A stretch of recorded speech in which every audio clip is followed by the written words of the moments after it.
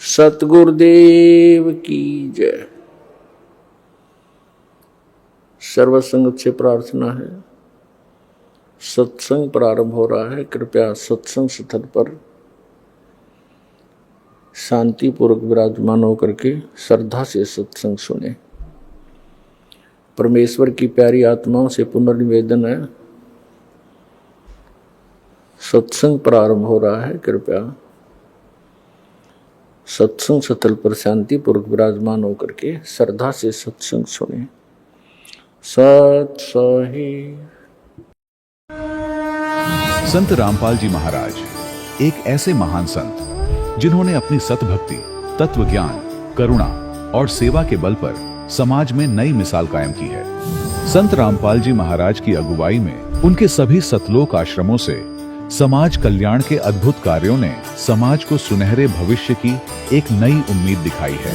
संत रामपाल जी महाराज से नाम दीक्षा लेने के बाद लाखों लोगों की लाइलाज बीमारियां जैसे कैंसर, एड्स आदि ठीक हुई। संत जी के ज्ञान से प्रेरित होकर उनके अनुयायियों ने लाखों यूनिट रक्तदान किया। संत जी ने लाखों बहन बेटियों का दहेज मुक्त विवाह करवाया।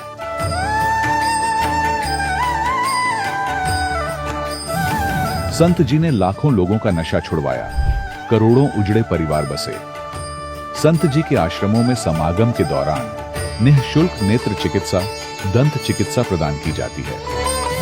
संत रामपाल जी महाराज द्वारा समय समय पर पर्यावरण संरक्षण के उद्देश्य से बड़े स्तर पर वृक्षारोपण किया जाता है। संत जी ने जरूरतमंदों को तत्काल राहत पहुंचाने के लिए एम्बुलेंस सेवा शुरू की। संत जी अपने अनुयायियों को देहदान के लिए प्रेरित करते हैं, जिससे मानवता की सेवा और चिकित्सा क्षेत्र में सुधार हो सके। संत रामपाल जी महाराज के सभी आश्रमों में हर रोज निःशुल्क भंडारा आयोजित किया जाता है, जहां हर वर्ग, हर जाति और हर धर्म के लोग एक साथ बैठकर भोजन करते हैं।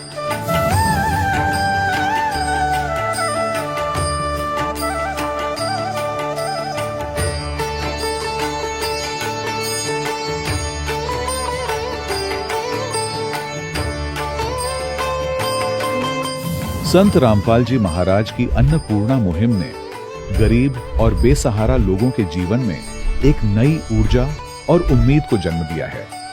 घर घर खाद्य सामग्री और जरूरी मदद पहुंचाकर संत रामपाल जी महाराज ने लोगों को दुख और मजबूरी से लड़ने की ताकत प्रदान की है।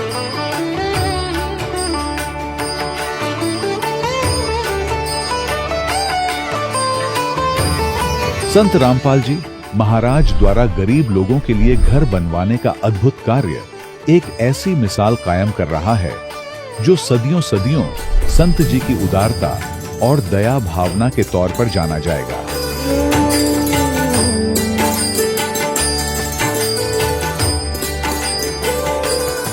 संत रामपाल जी महाराज के आश्रम में हजारों बुजुर्गों को सम्मान और प्यार के साथ जीवन जीने का अवसर मिलता है। उनके खाने, रहने और स्वास्थ्य की पूरी जिम्मेदारी संत रामपाल जी महाराज उठाते हैं। अनाथ बच्चों के लिए संत रामपाल जी महाराज के सभी आश्रम किसी वरदान से कम नहीं। यहाँ उन्हें शिक्षा, संस्कार और भविष्य के लिए बेहतर अवसर प्रदान किए जाते हैं। चाहे बाढ़ हो, भूकंप या महामारी, संत रामपाल जी महाराज और उनके अनुयायी हमेशा ही जरूरतमंदों के लिए सबसे आगे खड़े रहते हैं। कोविड महामारी के दौरान संत रामपाल जी महाराज के आश्रमों से करोड़ों लोगों के लिए भोजन, दवाइयां और जीवन रक्षक सामग्रियां उपलब्ध कराई गई। चाहे गरीब की मदद हो या किसी शोषित और पीड़ित वर्ग के हक और सम्मान की लड़ाई, संत रामपाल जी महाराज ने हमेशा ही उनकी दबी आवाज को सरकारों तक पहुंचाया है और उन्हें उचित न्याय दिलवाने में अहम भूमिका अदा की है। समाज में आध्यात्मिक और सामाजिक मूल्यों के प्रति जागरूकता लाने में संत रामपाल जी महाराज हर कदम पर मानवता के सच्चे सेवक साबित हुए हैं। संत रामपाल जी महाराज का जीवन हमें सिखाता है कि सच्ची सेवा वही है जो निस्वार्थ भाव से की जाए। आइए हम भी इस महान सेवा के कार्य में इस महान संत से जुड़ें और संत रामपाल जी महाराज से नाम दीक्षा लेकर अपने जीवन को धन्य बनाएं।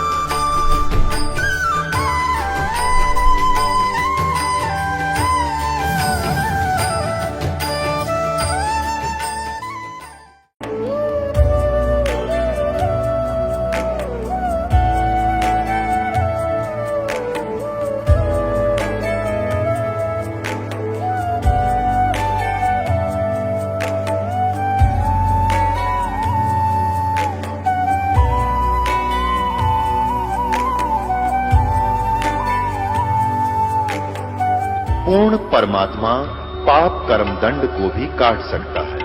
अभी तक जिस भी संत व महापुरुष से मिले, उन्होंने यही बताया कि पाप कर्म फल भोगने से ही समाप्त होगा। वो प्रभु कौन है जो पाप कर्म को काट देता है, वो काल के बंधन से छुड़वा देता है। उसका क्या नाम है, पूजा की विधि क्या है? कृपया अवश्य सुनिए जगत गुरु तत्वदर्शी संत रामपाल जी महाराज के अमृत वचन। करवा चौथ प्रेम, त्याग और आस्था की वो सबसे बड़ी मिसाल, जिसे उत्तर भारत का लगभग हर घर पूरी शिद्दत से जीता है। एक ऐसा त्योहार जहां पत्नियां अपने पति की लंबी उम्र के लिए दिन भर भूखी प्यासी रहकर एक कठिन तप करती हैं। उम्मीद बस एक होती है कि उनका ये त्याग पति के लिए एक रक्षा कवच बनेगा। पर इस आस्था और उम्मीद के सिक्के का दूसरा पहलू क्या है? क्या वाकई किसी के अन्न जल त्याग देने से किसी की उम्र लंबी हो जाती है? ये सवाल तब और भी भयावह हो जाता है जब करवा चौथ का व्रत रखने के बावजूद किसी पत्नी का सुहाग उजड़ जाता है। जब पूरी श्रद्धा से की गई प्रार्थनाएं भी पति के प्राण नहीं बचा पाती। आखिर उस वक्त आस्था से जुड़े सवालों का जवाब कौन देगा? तो क्या यह सिर्फ एक अंधविश्वास का दीमक है जो हमारी परंपराओं को भीतर से खोखला कर रहा है, या इसके पीछे कोई और ही सच्चाई है? आज के इस स्पेशल एपिसोड में हम इसी आस्था की पड़ताल करेंगे।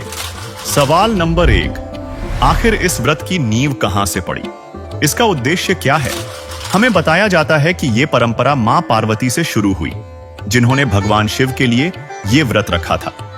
एक कहानी इसे देवताओं और राक्षसों के युद्ध से भी जोड़ती है, जहां ब्रह्मा जी के कहने पर देवियों ने अपने पतियों की रक्षा के लिए यह व्रत रखा और उनकी जीत हुई। और इसी आस्था के सहारे करवा यानी मिट्टी के बर्तन और चौथ यानी चतुर्थी के इस त्योहार का साल भर इंतजार होता है। हर सुहागिन की कामना बस एक होती है, पति की लंबी उम्र। लेकिन क्या यह कामना पूरी होती है? जब हमने इस व्रत की जड़ों को हमारे पवित्र धर्म ग्रंथों में खोजना शुरू किया, तो एक चौंकाने वाली बात सामने आई कि इस व्रत का जिक्र हमारे ही पवित्र शास्त्रों में कहीं नहीं मिलता। इसका मतलब साफ है, ये एक मनमाना आचरण है, एक लोक परंपरा जिसका धर्म से कोई लेना देना नहीं। और हमारे शास्त्र इस बात पर बिल्कुल स्पष्ट हैं कि जो साधना विधि विरुद्ध हो, उससे कोई लाभ नहीं हो सकता।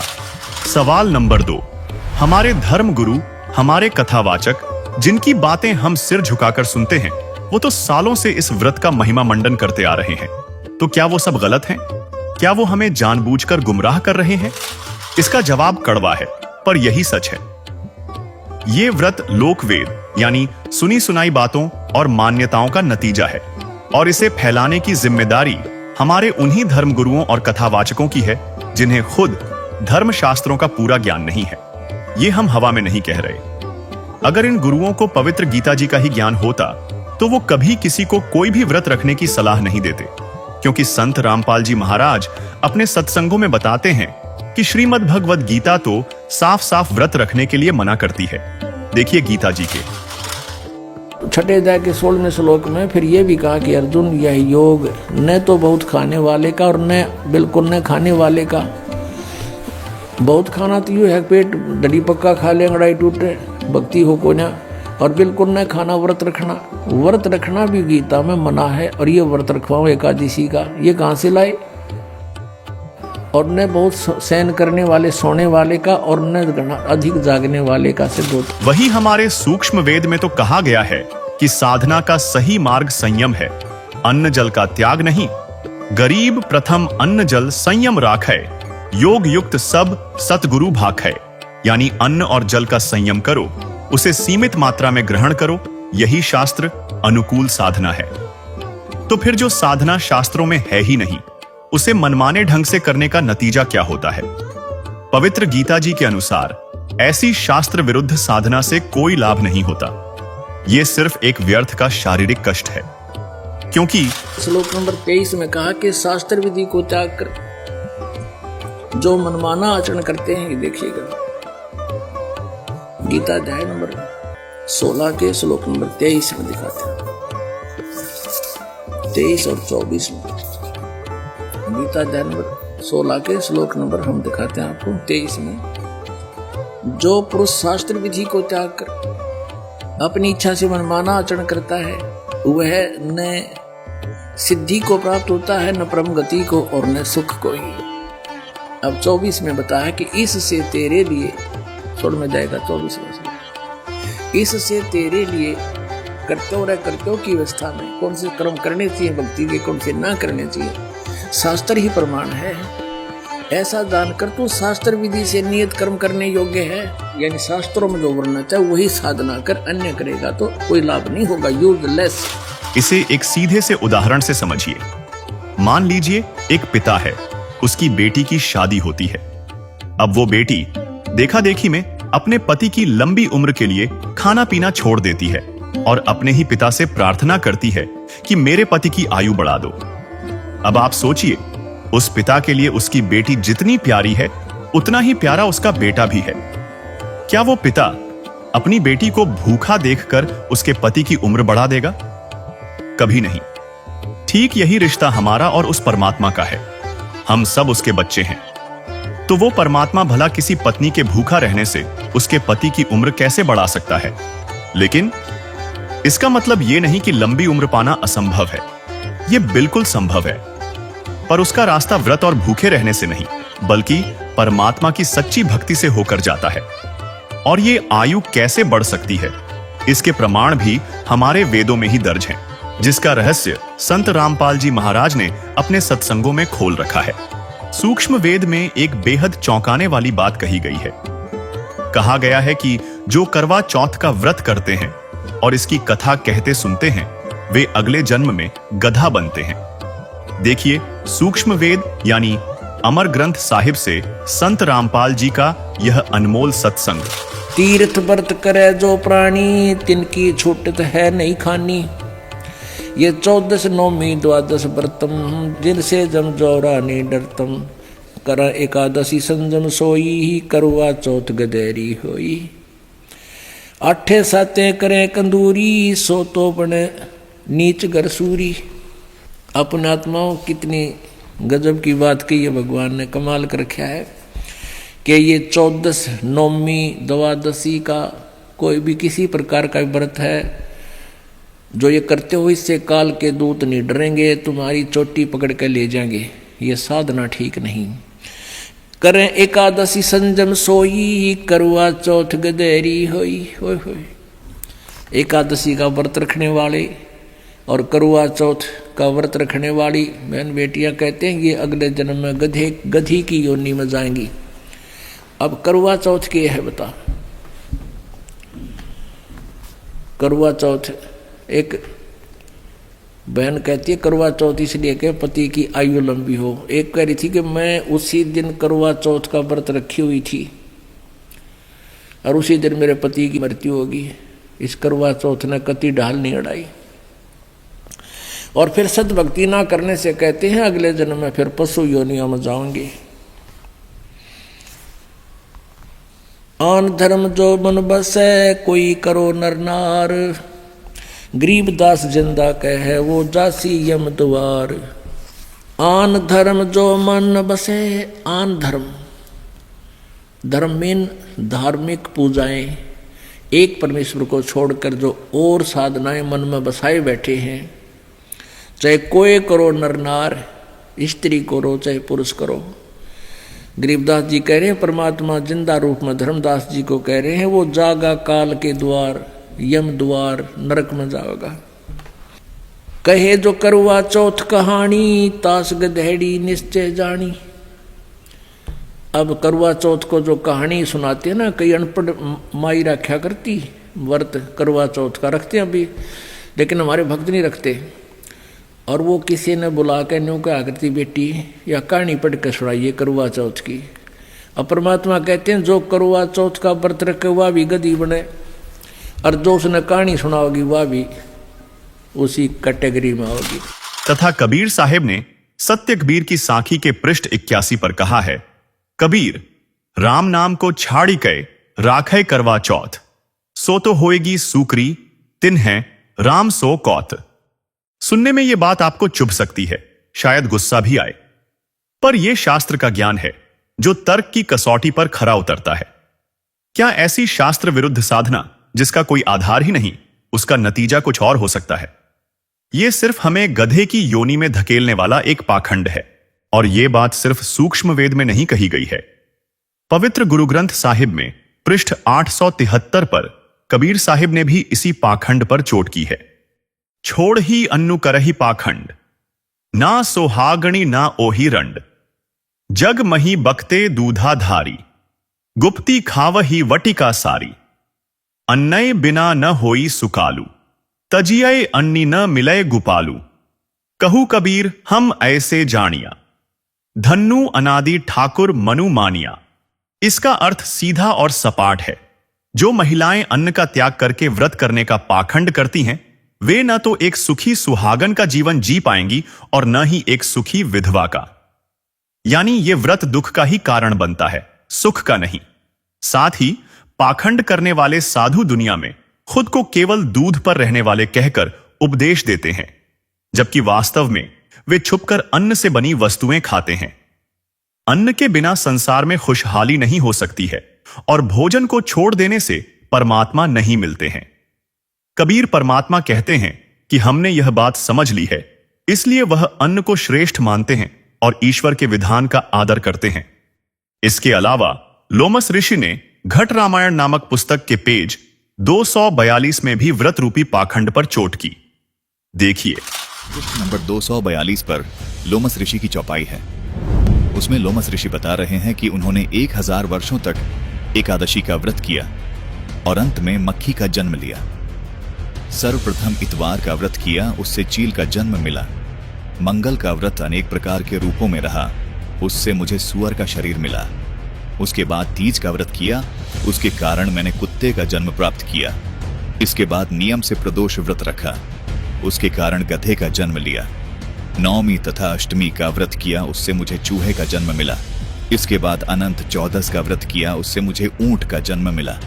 इसके बाद चतुर्थी का व्रत कहा गया, उससे भैंस का जन्म समझो। और नाना प्रकार के व्रतों का अनुशीलन पूरी तत्परता से पूछा, फिर भी मुक्ति नहीं प्राप्त की। यहाँ पर साफ तौर पर देखा जा सकता है कि लोमस ऋषि ने व्रत करने से मुक्ति तो छोड़ो, बल्कि चील, सुअर, कुत्ते, चूहे, ऊंट व भैंस के जन्म बताए हैं। दर्शकों, व्रत ना करने का समर्थन गीता जी भी करती है। देखिए, गीता जी से ये प्रमाण पवित्र गीता जी के अध्याय 6 के श्लोक 16 में प्रमाण है कि हे अर्जुन, योग न तो बहुत खाने वाले का और न बिल्कुल न खाने वाले का तथा न बहुत शयन करने के स्वभाव वाले का और न सदा जागने वाले का ही सिद्ध होता है। सवाल नंबर 3, अगर करवा चौथ का व्रत पति की उम्र नहीं बढ़ा सकता, तो फिर वो रास्ता कौन सा है? वो कौन सा उपाय है जिससे सिर्फ पति ही नहीं बल्कि हर प्राणी की आयु बढ़ सकती है? एक तरफ हम कहते हैं कि विधि का विधान अटल है, उसे कोई नहीं बदल सकता, और दूसरी तरफ भूखे रहकर उसी विधान को बदलने की कोशिश करते हैं। अगर वाकई पत्नियों के व्रत रखने से पतियों की उम्र बढ़ती, तो आज देश में कोई भी महिला विधवा नहीं होती। करवा चौथ का व्रत रखने वाली किसी भी बहन का सुहाग करवा चौथ के दिन तो बिल्कुल नहीं उजड़ता। पर हकीकत दर्दनाक है, जो हमें इस भ्रम से बाहर निकलने को मजबूर करती है।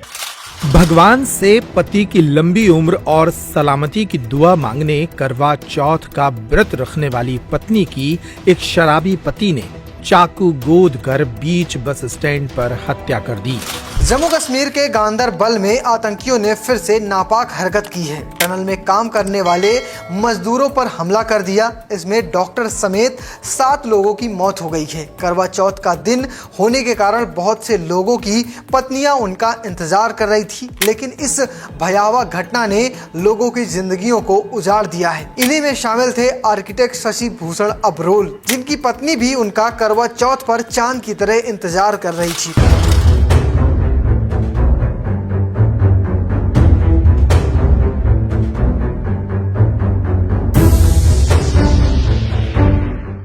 करवा चौथ के दिन पत्नी अपने पति की लंबी उम्र के लिए व्रत रखती है, लेकिन करनाल में पत्नी और पति की खुशियों को एक रोड एक्सीडेंट ने हमेशा के लिए ग्रहण लगा दिया। करवा चौथ के दिन ही सड़क हादसे में पत्नी की मौत हो गई, जबकि पति गंभीर रूप से घायल हो गया।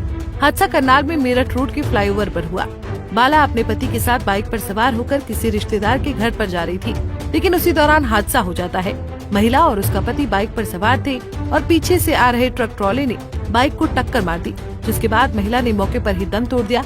इस हादसे के बाद ट्रक ड्राइवर मौके से फरार हो गया। बता दें, करवा चौथ के पर्व पर पति पत्नी की दर्द भरी मौत की कहानी हरमाड़ा इलाके की नांगल गांव की घटना है। पत्नी ने ट्रेन के आगे छलांग लगाकर आत्महत्या की तो पति ने घर पर आकर पंखे से फांसी का फंदा लगा लिया। घनश्याम बुनकर और पत्नी मोना के रूप में मृतकों की पहचान यहां पर हुई है। दरअसल कीर्ति नगर निवासी मनदीप कौर की देर रात मौत हो गई है। करवा चौथ मनाकर पति और बच्चों के साथ घूमने के लिए गई थी मनदीप। मित्तल अस्पताल के नजदीक बाइक सवार ने टक्कर मारी है, जिसमें मनदीप की मौत हो गई। करवा चौथ पर एक महिला की मौत की खबर आपको अजमेर से बता रहे हैं। तो फिर रास्ता क्या है?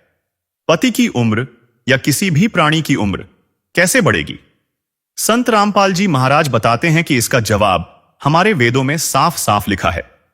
रास्ता व्रत नहीं बल्कि पूर्ण परमात्मा की भक्ति है। ऋग्वेद मंडल 10 सूक्त 161 मंत्र 2 में लिखा है कि पूर्ण परमात्मा अपने साधक की आयु बढ़ा देता है। इतना ही नहीं, अगर किसी की जीवन शक्ति खत्म हो गई हो, वो मौत के बिल्कुल करीब पहुंच गया हो, तो भी परमात्मा उसे उस कष्ट से निकालकर 100 वर्ष का जीवन दे सकता है। कि पूर्ण परमात्मा अपने साधक की आयु को भी बढ़ा देता है। अब थोड़ा सा प्रमाण वेद दिखाते हैं आपको। कबीर परमेश्वर जी ने अपनी प्यारी आत्मा धर्मदास जी से कहा था कि धर्मदास, वेद मेरा भेद है, मैं मिलूं वेदन से नाही, और जौन वेद से मैं मिलूं वो वेद जानते नहीं। ये चारों वेद मेरी ही महिमा का गुणगान कर रहे हैं, लेकिन इन वेदों में वर्णित विधि से मेरी प्राप्ति नहीं हो सकती। और जौन से वेद में, जौन से सदग्रंथ में, यानी सच्चिदानंद घन ब्रह्म की वाणी में, सूक्ष्म वेद में, उसको सूक्ष्म वेद बोलते, सूक्ष्म वेद में परमात्मा कबीर देव जी के पाने की पूरी विवरण है। और वो वाणी, वो सूक्ष्म वेद परमात्मा ने अपने मुख कमल से, अपने मुखारविंद से स्वयं ही बोलकर सुनाया और लिपिबद्ध करवाया हुआ है।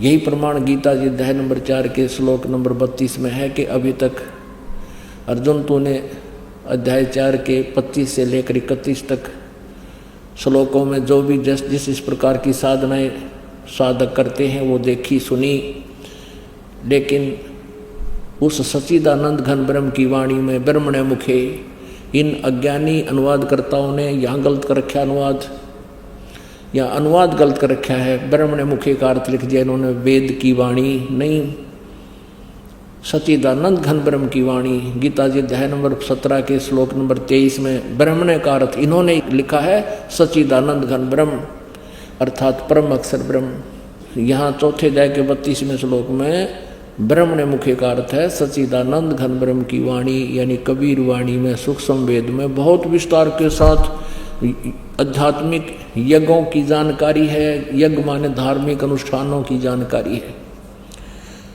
वो तत्व ज्ञान है। गीता जी अध्याय नंबर 4 के श्लोक नंबर 34 में कहा कि उस तत्व ज्ञान को जो सूक्ष्म वेद में है, तत्वदर्शी संतों के पास जाकर समझ। वो तत्वदर्शी संत उस परमात्म तत्व के बारे में जानकारी देंगे। तो उस परमेश्वर ने कहा था कि जौन वेद से मैं मिलूं वो सूक्ष्म वेद है, वो सच्चिदानंद घन ब्रह्म की वाणी है। कहते वो इन चारों वेदों में नहीं है, वह वेद जानते नहीं। अब देखिएगा ऋग्वेद भाषा भाष्य द्वितीय भाग, ये किसने अनुवाद किया है, कहाँ से छपा है? प्रकाशक हैं पंडिता राकेश रानी,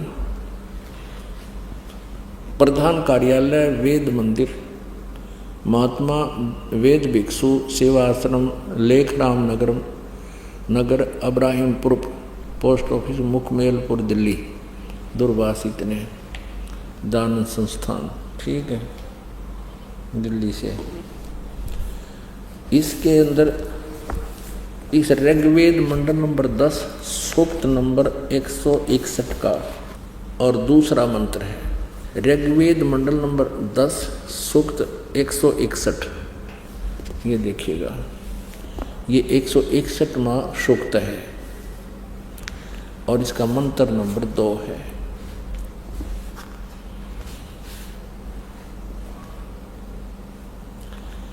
यदि किसी रोगी की जीवन शक्ति समाप्त हो,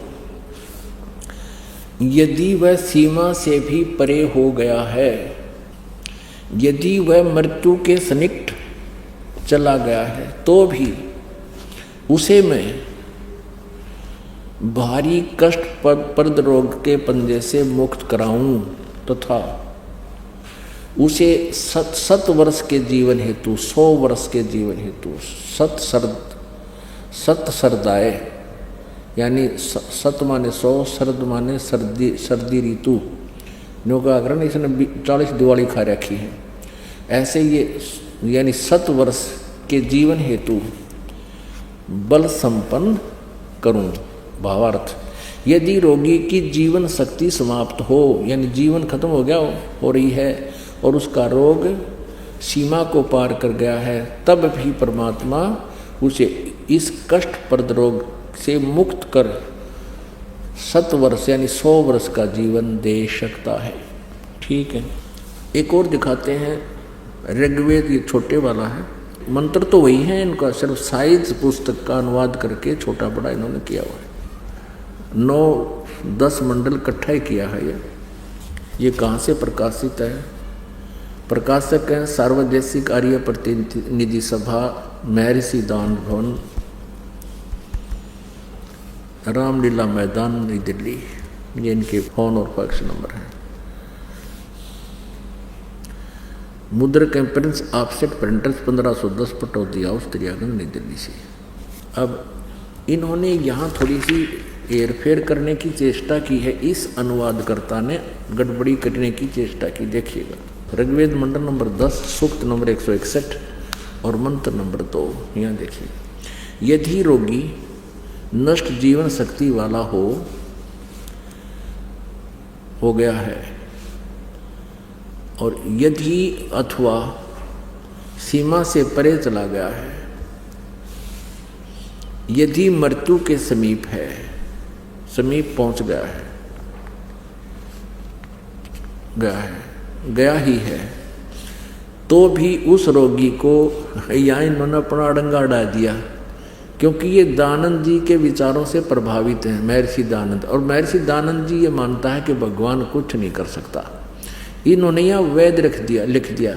वेद का किताब प्रकरण इस मूल संस्कृत में, मूल व्याख्या में। ये कोई दवाइयाँ की किताब नहीं है, ये परमात्मा की महिमा का विधान है। या वेद नहीं लिखना था, इन अपनी अज्ञान सो चढ़ा दी। ऐसे हम हिंदी पढ़ते रहे, संस्कृत हम नावे नहीं थी। इन अज्ञानियों ने ऐसे नाश कर रखा हमारी आध्यात्मिक ज्ञान का। यहाँ उस रोगी को मैं यहाँ वेद लिख दिया। अब पढ़निया ने सोचा वेद बूद कर देता होगा, वेद तो करे दे, वह दवाई अच्छी जानता होता है। नहीं, कष्टप्रद रोग के पंजे से छुड़वा लाता हूँ। ये भगवान की महिमा है, वेद की नहीं।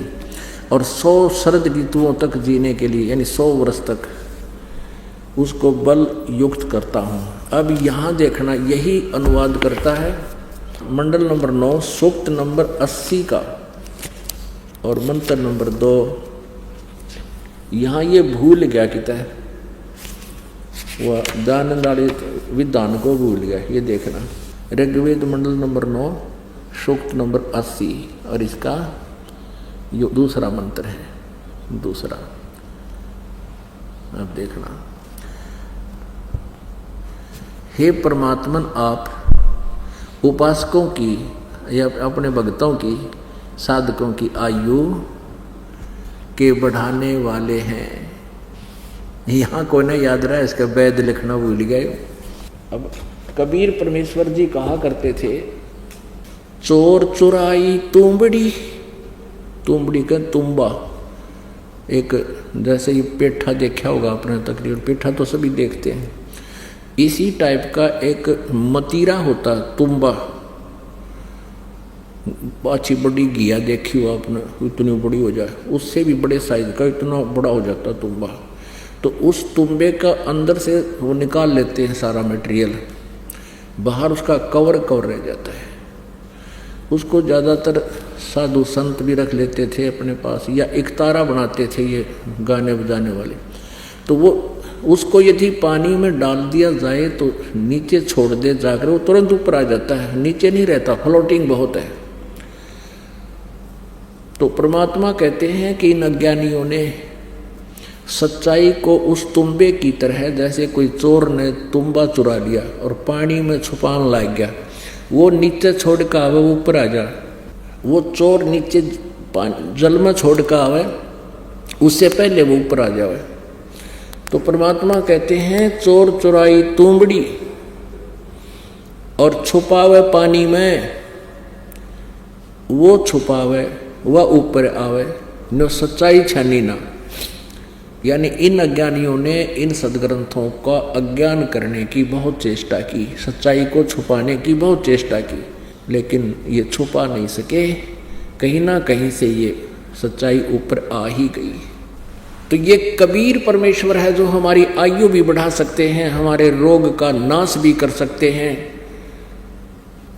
और ये हमारे अशुभ संस्कारों को भी नाश कर सकते हैं। यही प्रमाण सामवेद मंत्र संख्या 822 में भी मिलता है, जहां लिखा है कि अविनाशी कबीर परमेश्वर गुरु रूप में आकर अपने भक्त को नाम मंत्र देकर उसके जीवन श्वासों को अपने भंडार से बढ़ा देता है। इसका मतलब साफ है, लंबी उम्र का आशीर्वाद वेदों में प्रमाणित सच्ची भक्ति से ही मिल सकता है। सवाल नंबर 4। सवाल सिर्फ लंबी उम्र का नहीं, सवाल अमर होने का है। क्या यह मुमकिन है?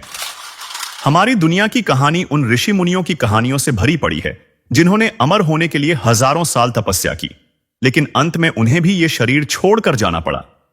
आखिर क्यों? क्योंकि वे सब उसी जाल में फंसे थे जिसे काल ब्रह्म और देवी दुर्गा ने मिलकर बुना है।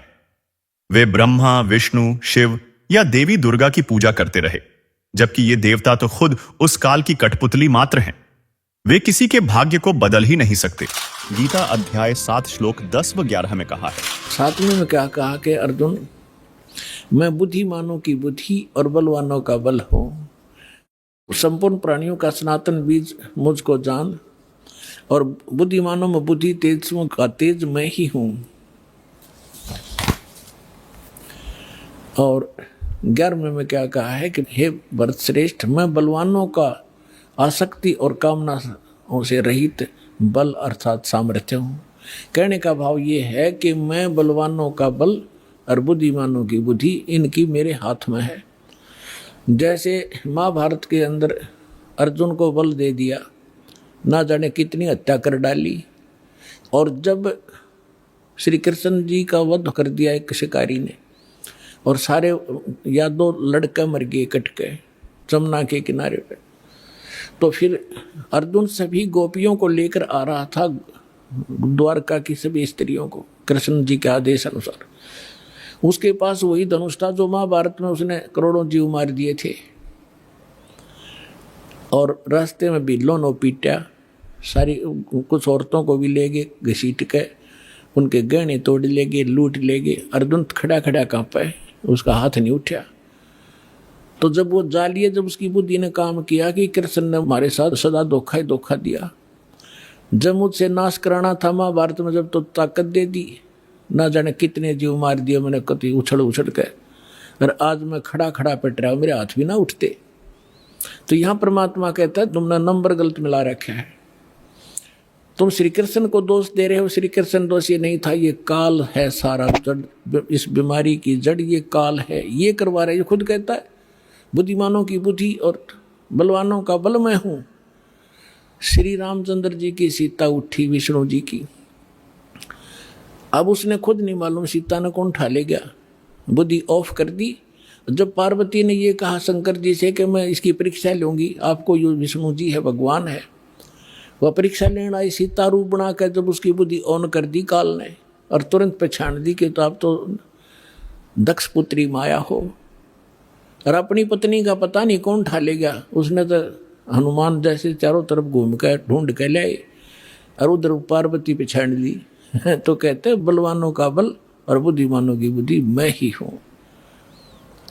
अब ये है निष्कर्ष इस गीता जी के ज्ञान का। ये मारा करते सट्टे गीता जी का सार तू क्या लाया था, तू अजन्मा है, जीव तो मरता ही नहीं, बस ये सार है, खाक सार था ये। वहीं ये देवतागण किसी के भाग्य में परिवर्तन भी नहीं कर सकते, जिसका स्पष्ट प्रमाण देवी भागवत में है।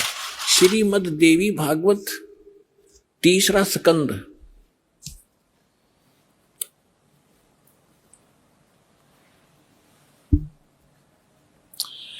ये गीता प्रेस गोरखपुर से प्रकाशित है। ये देखिएगा, इसके ये सचित्र मोटा टाइप, केवल हिंदी, संपादक हनुमान प्रसाद पोदार, चिमनलाल गोस्वामी, और ये यहां से प्रकाशित है, मुद्रित और प्रकाशित। ये गीता प्रेस गोरखपुर से है।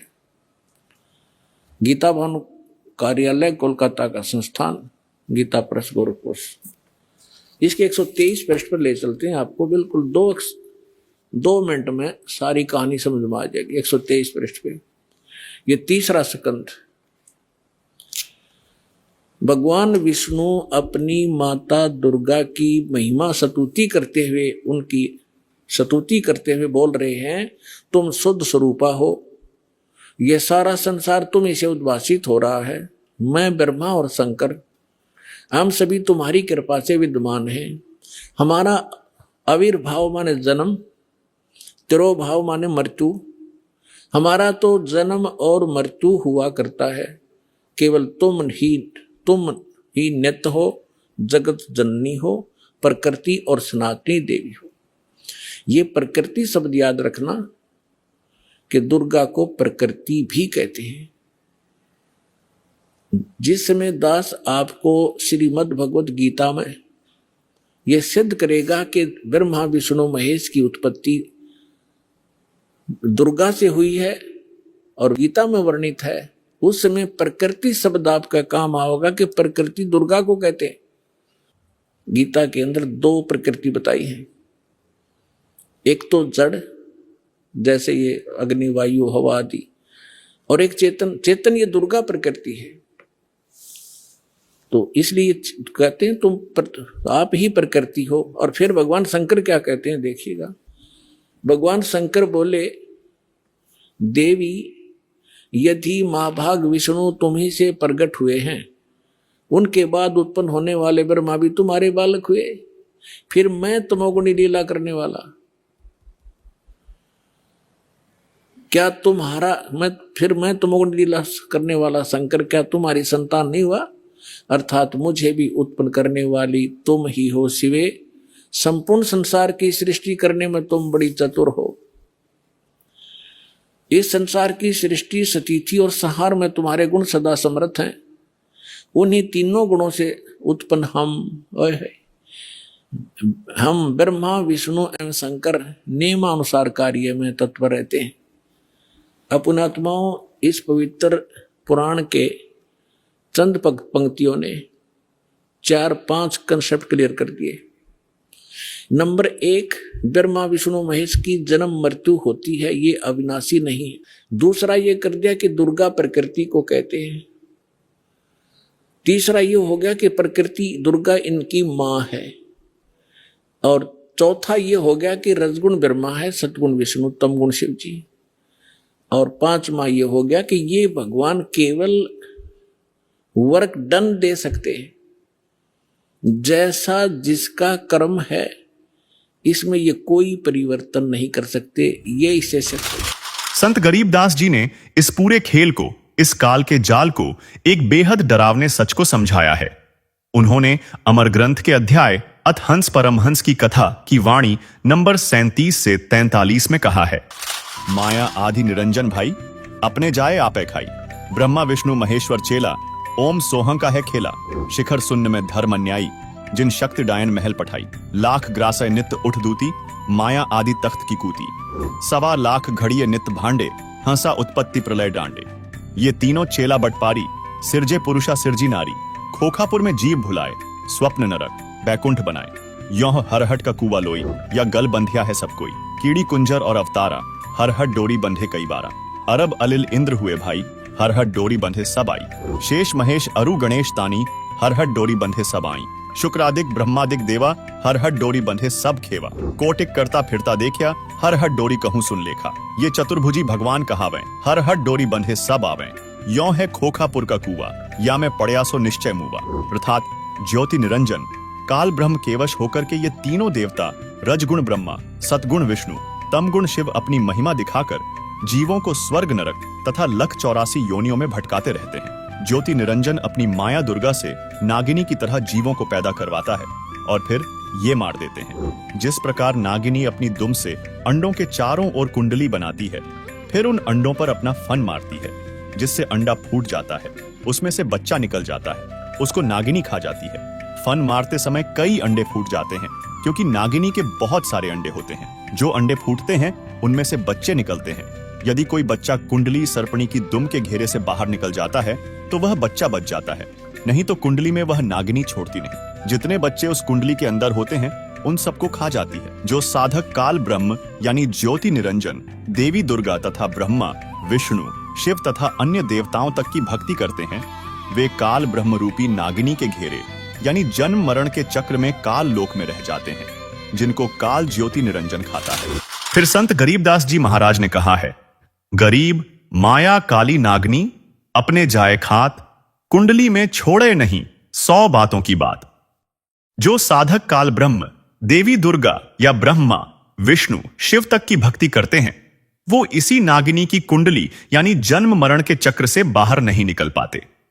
खुद ब्रह्मा, विष्णु, महेश भी इसी चक्कर में बंधे हैं, अवतार लेते हैं और जन्म मृत्यु भोगते रहते हैं। कुछ लोग ब्रह्म की साधना करते हैं, ओम मंत्र का जाप करते हैं, जिससे वे ब्रह्मलोक तक पहुंच जाते हैं। लेकिन पवित्र गीता अध्याय 8 श्लोक 16 में खुद ब्रह्म कहता है कि ब्रह्मलोक से लेकर सब लोक नाशवान हैं, यानी वहां जाकर भी अमर होना असंभव है। तो फिर वो रास्ता कौन सा है? इसका जवाब भी पवित्र गीता में ही छिपा है। संत रामपाल जी महाराज बताते हैं कि गीता अध्याय 18 श्लोक 62 में साफ कहा गया है कि अगर परम शांति चाहिए, जन्म मरण से छुटकारा चाहिए, तो उस परमेश्वर की शरण में जा। ये परमेश्वर है परम अक्षर ब्रह्म। और इस तक पहुंचने का रास्ता गीता अध्याय 15 श्लोक 4 में बताया गया है कि तत्वदर्शी संत के मिलने के बाद ही उस परम पद को खोजा जा सकता है, जहां जाने के बाद साधक कभी लौटकर इस दुनिया में नहीं आता। यही वो अमर लोक है, वो सनातन परम धाम, जहां जन्म, मृत्यु और बुढ़ापे का कोई कष्ट नहीं है। संत गरीबदास जी ने उसी अमर देश के बारे में कहा है, माया आदि निरंजन भाई, अपने जाए आपे खाई। ब्रह्मा विष्णु महेश्वर चेला, ओम सोहं का है खेला। शिखर शून्य में धर्म अन्यायी, जिन शक्ति डायन महल पठाई। लाख ग्रासय नित्य उठ दूती, माया आदि तख्त की कूती। 1.25 लाख घड़िए नित्य भांडे, हंसा उत्पत्ति प्रलय डांडे। ये तीनों चेला बटपारी, सिरजे पुरुषा सिरजी नारी। खोखापुर में जीव भुलाए, स्वप्न नरक बैकुंठ बनाए। यों हरहट का कुआ लोई, या गल बंधिया है सब कोई। कीड़ी कुंजर और अवतारा, हरहट डोरी बंधे कई बारा। अरब अलिल इंद्र हुए भाई, हरहट डोरी बंधे सब आई। शेष महेश अरु गणेश तानी, हरहट डोरी बंधे सब आई। शुक्रादिक ब्रह्मादिक देवा, हरहट डोरी बंधे सब खेवा। कोटिक करता फिरता देखिया, हरहट डोरी कहूं सुन लेखा। ये चतुर्भुजी भगवान कहावें, हरहट डोरी बंधे सब आवें। यों है खोखापुर का कुआ या मैं पड़या सो निश्चय मुआ। अर्थात ज्योति निरंजन काल ब्रह्म केवश होकर के ये तीनों देवता रजगुण ब्रह्मा, सतगुण विष्णु, तमगुण शिव अपनी महिमा दिखाकर जीवों को स्वर्ग नरक तथा लख 84 योनियों में भटकाते रहते हैं। ज्योति निरंजन अपनी माया दुर्गा से नागिनी की तरह जीवों को पैदा करवाता है और फिर ये मार देते हैं। जिस प्रकार नागिनी अपनी दुम से अंडों के चारों ओर कुंडली बनाती है, फिर उन अंडों पर अपना फन मारती है, जिससे अंडा फूट जाता है, उसमें से बच्चा निकल जाता है, उसको नागिनी खा जाती है। फन मारते समय कई अंडे फूट जाते हैं क्योंकि नागिनी के बहुत सारे अंडे होते हैं। जो अंडे फूटते हैं उनमें से बच्चे निकलते हैं। यदि कोई बच्चा कुंडली सर्पणी की दुम के घेरे से बाहर निकल जाता है तो वह बच्चा बच जाता है, नहीं तो कुंडली में वह नागिनी छोड़ती नहीं। जितने बच्चे उस कुंडली के अंदर होते हैं उन सबको खा जाती है। जो साधक काल ब्रह्म यानी ज्योति निरंजन देवी दुर्गा तथा ब्रह्मा, विष्णु, शिव तथा अन्य देवताओं तक की भक्ति करते हैं, वे काल ब्रह्म रूपी नागिनी के घेरे यानी जन्म मरण के चक्र में काल लोक में रह जाते हैं, जिनको काल ज्योति निरंजन खाता है। तो इस अमर लोक का रास्ता करवा चौथ के व्रत से नहीं, बल्कि तत्वदर्शी संत से नाम लेकर उस सच्चे परमात्मा की भक्ति से शुरू होता है। वो रास्ता जो हमें हमेशा के लिए जन्म और मृत्यु के इस चक्रव्यूह से बाहर निकाल सकता है। सवाल नंबर 5, ये परम अक्षर ब्रह्म, ये सनातन पूर्ण परमात्मा आखिर है कौन और इसका प्रमाण कहां है? किस ब्लैक बॉक्स में बंद है ये जानकारी? संत रामपाल जी महाराज का कहना है कि जवाब के लिए हमें कहीं और नहीं बल्कि अपने ही सबसे पुरातन और प्रामाणिक धर्म ग्रंथों हमारे वेदों की ओर लौटना होगा। जब हमने वेदों के पन्नों को खंगाला तो एक ऐसा नाम बार बार सामने आया जिसे आज तक हमसे छिपाया गया। ऋग्वेद मंडल 1 सूक्त 1 मंत्र 5 में साफ लिखा है कि सारी सृष्टि का रचयिता, कुल का मालिक कबीरदेव यानी कबीर परमात्मा है, जो तेजोमय शरीर वाला है और पूजा करने योग्य है। यही नहीं, ऋग्वेद मंडल 9 सूक्त 94 मंत्र 3 कहता है कि वही कबीरदेव यानी कबीर परमात्मा कवियों की भूमिका करके यानी एक संत या भक्त के रूप में आकर अपना सच्चा ज्ञान देता है। वो अविनाशी है, कभी जन्म नहीं लेता, न मरता है। उसकी प्रभुता सर्व प्रभुओं पर है। और अथर्ववेद कांड 4 अनुवाक 1 मंत्र 7 तो इसे और भी स्पष्ट कर देता है। यह कहता है कि वो अविनाशी परमेश्वर कबीरदेव यानी कबीर प्रभु ही है। वही हमारा असली माता पिता भाई और रक्षक है।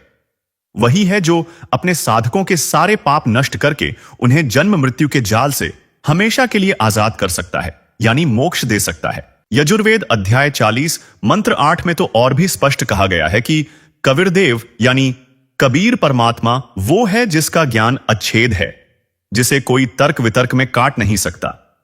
वही सर्व मनोकामना पूर्ण करने वाला और अनगिनत ब्रह्मांडों को रचने वाला है।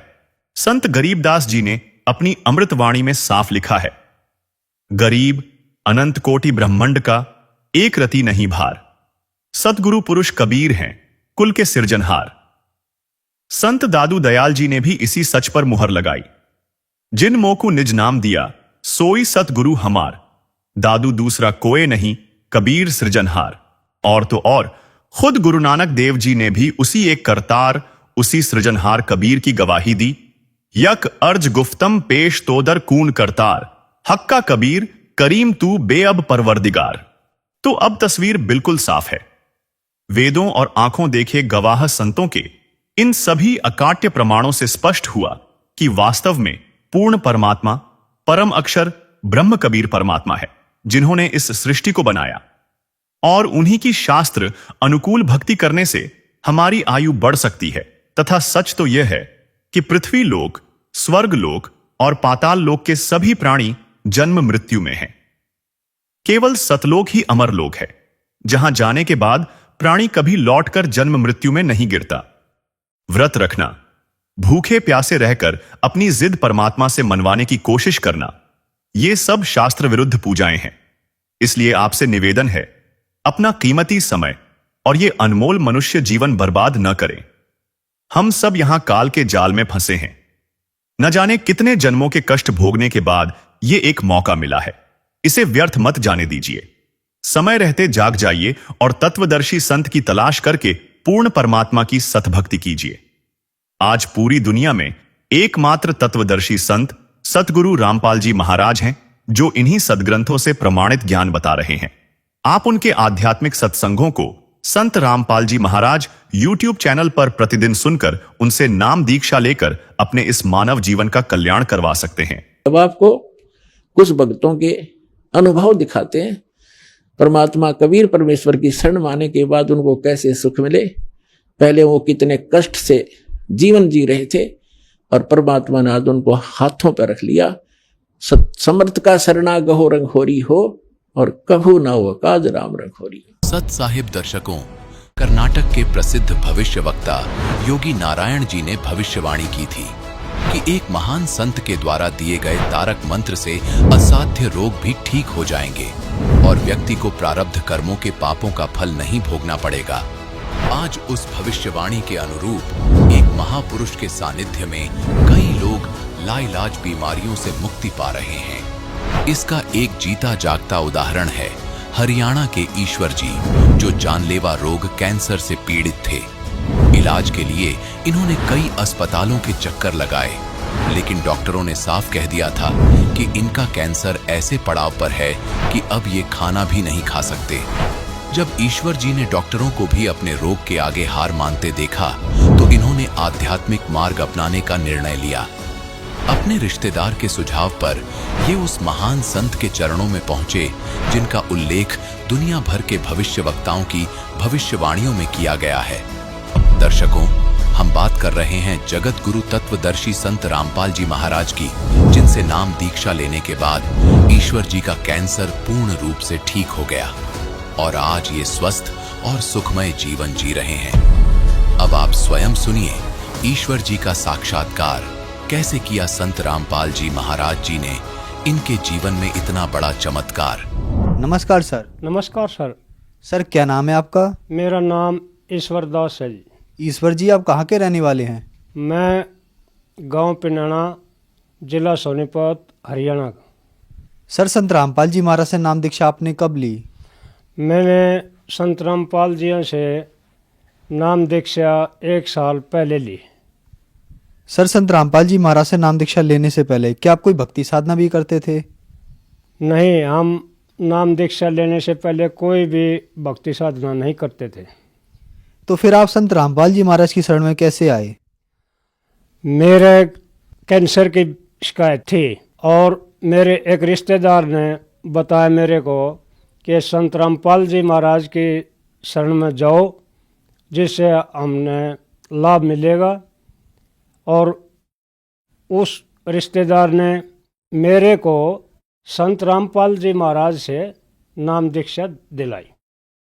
सर जैसा कि आपने बताया आपको कैंसर था, आप संत रामपाल जी महाराज की शरण में गए, तो क्या संत रामपाल जी महाराज की शरण में जाने पर आपका कैंसर ठीक हुआ? क्या आपको लाभ भी मिले संत रामपाल जी महाराज की शरण में जाने के बाद? हाँ सर, मेरा कैंसर ठीक हो गया। मेरे कोई भी पीड़ा किसी भी किस्म की नहीं रही। मैं कुछ अपने पहले वाली बताऊंगा। मैंने खानपुर मेडिकल से जांच कराई, उन्होंने मेरे को कैंसर घोषित कर दिया और उन्होंने मेरे को रोहतक भेज दिया कि वहाँ जा कर के अपना इलाज कराओ। जब मैं रोहतक गया तो रोहतक वालों ने मेरा फिर टेस्ट किया और वहाँ से मैंने इलाज शुरू किया, लेकिन वहाँ से मेरे को कुछ ज़्यादा लाभ नहीं मिला। उसके बाद मैं बीकानेर हॉस्पिटल गया और बीकानेर से मैं दवाई लेता रहा और इलाज चलता रहा। उधर से डॉक्टरों ने मेरे को कहा कि हमने जो अपना इलाज था वो आखिरी हद तक पहुंचा दिया है, आखिर में सेक लगवानी पड़ेगी। लेकिन मेरे घर वालों ने और मैंने सेक लगवाने से इनकार कर दिया। तो डॉक्टर कहने लगे, भाई ठीक है, अगर सेक नहीं लगवाते तो तुम अपने घरों को हम दवाई नहीं देंगे। लेकिन कैंसर ठीक नहीं हुआ था तब। मैंने वहाँ जाना बंद किया। उस टाइम मेरी ऐसी हालत होगी कि पानी तक भी नीचे नहीं जाता। खाना पीना तो बहुत दूर की बात होगी, पानी तक भी नहीं गया था। जब पानी तक भी अंदर नहीं गया तो मेरे रिश्तेदार ने कहा कि आप संत रामपाल जी महाराज से नाम लो और फिर उसके बाद देखते हैं क्या कुछ रिजल्ट मिलता है। संत रामपाल जी महाराज से जब नाम दीक्षा ली तो मेरे को एकदम से इतना आराम महसूस हो गया कि खाना पीना भी सब शुरू हो गया और कोई भी दर्द वगैरह नहीं रहा, सब खत्म हो गए। कोई भी ऑपरेशन नहीं करवाया और न ही कोई दवा ली। उसके बाद जिस टाइम हम संत रामपाल जी महाराज जियों के शरण में आ गए तो हमने सभी दवाई बंद कर दी, कोई डॉक्टरी इलाज नहीं करवाया। तो हमने संत रामपाल जी महाराज जी से सारा का सारा आराम मिला, सारा लाभ मिले। हमें जो भी हम चाहते हैं वो हमारा काम टाइम पर उसी टाइम हो जाता है। सर, संत रामपाल जी महाराज से नाम दीक्षा लेने के बाद आपको बहुत सारे लाभ मिले। हम आपसे एक बात पूछना चाहते हैं कि पहले आपको कैंसर था, बहुत सारे हॉस्पिटल में घूम चुके थे और लास्ट में आप संत रामपाल जी महाराज की शरण में आए। तो संत रामपाल जी महाराज से आपने नाम दीक्षा ली और आपका कैंसर बगैर दवाई और बगैर ऑपरेशन के ठीक हुआ। तो संत रामपाल जी महाराज में ऐसी क्या शक्ति है, ऐसी क्या बात है जो आप लोगों की लाइलाज बीमारियां ठीक हो जाती हैं? वो तो ये संत रामपाल जी महाराज एक मनुष्य नहीं, वो तो खुद भगवान हैं जी। भगवान ही सब कुछ वो करते थे। उनके ऑर्डर के बगैर तो एक पत्ता भी नहीं हिलता। जब भगवान ऑर्डर देते हैं तो उसका सभी काम सिद्ध हो जाता है। उनके मंत्र में शक्ति इतनी है जो कि अपने आप सारे काम सिद्ध कर देते। सर, जो श्रद्धालु आज आपको देख रहे हैं और वो भी कैंसर से पीड़ित है, उनके लिए आप क्या संदेश देना चाहेंगे? हम तो यही राय देंगे हर एक इंसान को, जो कोई भी मरीज है, कि भाई तुम सब इन बीमारियों को छोड़ दो और किसी के बहकावे में मत आओ और संत रामपाल जी महाराज की शरण में आओ और उनसे नाम दीक्षा लो और अपने साफ नेक नीति से उनकी विनती करो, प्रार्थना करो, वो तुम्हारा बिल्कुल सारा काम ठीक कर देंगे। सर, संत रामपाल जी महाराज से नाम दीक्षा कैसे ले सकते हैं और कितने पैसे देने होते हैं? संत रामपाल जी महाराज से नाम दीक्षा लेने के लिए एक पैसा भी नहीं देना पड़ता। फ्री में सारी सेवा संत रामपाल जी दे देते हैं भक्तों को। उनके नाम दान केंद्र बना रखे हैं, उन पर जाओ और उनसे फिर वो संत रामपाल जी के आदेश से उनको नाम दान दिया जाता है। धन्यवाद सर। सच्चाई। तो पुण्यात्माओं, आपका कर्तव्य बनता है, कहते हैं आप तेरे जगतार ही। आपका तो कल्याण निश्चित है यदि मर्यादा में रहोगे और भक्ति करते रहोगे। आपका और आपके परिवार का तो कल्याण निश्चित है, लेकिन आपका ये भी कर्तव्य बनता है, फर्ज बना है, भूले न राह बतावे। जिसको ज्ञान नहीं है, भटक रहे हैं, उनको कोशिश करें समझाने की, लेकिन प्यार से। किसी को आप समझाने की चेष्टा करोगे, उसको एक बार तो कड़वा लगेगा। आपको भी ऐसा ही महसूस हुआ होगा प्रारंभ में, हमें भी ऐसा ही लगा था। जैसे गोरखनाथ जी को परमात्मा ने कहा था, गोरखनाथ मैं सबका गुरुआ, मैं सबका गुरु हूं पूरे विश्व का। तो गोरखनाथ जी कह रहे थे, आपका तुमरा वचन मोह लाग गए कड़ुआ। आप जो कह रहे हो ना अपने आप को, मैं सबका मार्गदर्शक हूं, गुरु हूं, ये बात मुझे अच्छी नहीं लगती, कड़वी लगती है, बुरी लगती है। तब परमेश्वर ने कहा था कि कड़वा लगे सो मीठा होई, हमरी बात पतीजा जोई। हमारी बात पर विश्वास करोगे तो आज जो आपको कड़वा लग रहा है एक दिन मीठा होगा। तो पुण्यात्माओं, आपका कर्तव्य बनता है इस परमेश्वर के सच्चे ज्ञान को अपने भाई बहनों पूरे विश्व के सभी हम एक वहां तक पहुंचाओ, जन जन तक पहुंचाओ। हम सभी एक परमात्मा के बच्चे हैं। हम अपनी अनजानपने में भिन्न भिन्न हो गए, गलत गुरुओं ने हमें बांट दिया, तो हम फिर एक हो सकते हैं। इस परमात्मा के ज्ञान को जन जन तक पहुंचाओ। यहाँ आश्रम से प्रचार की सामग्री ले जाओ और कोशिश करो सब तक पहुंचाने की। आपको एक और विशेष उपकार होगा, आत्म प्राण उद्धार ही ऐसा धर्म नहीं। और एक जीव को काल के उस पाड़े ते छुटवा के सतलोक आश्रम में जोड़ने का इतना पुण्य होगा जैसे करोड़ गौओं को कसाई से बचाने का एक पुण्य होता है। तो आपको इतना पुण्य होगा, आप भी प्रचार करो और प्यार से करो, किसी का संघर्ष नहीं करे। कोई आपको बुरा भी बोला, आपका भाई बहन समझ गए कि इसको पता नहीं है, तो उसके साथ विरोध नहीं करे, आगे चल पड़े। जिसको सुहा उसको ज्ञान समझावे और यहाँ से पुस्तकें लेकर वो बांटो और सबका कल्याण कराओ। बोलो सतगुरुदेव की जय।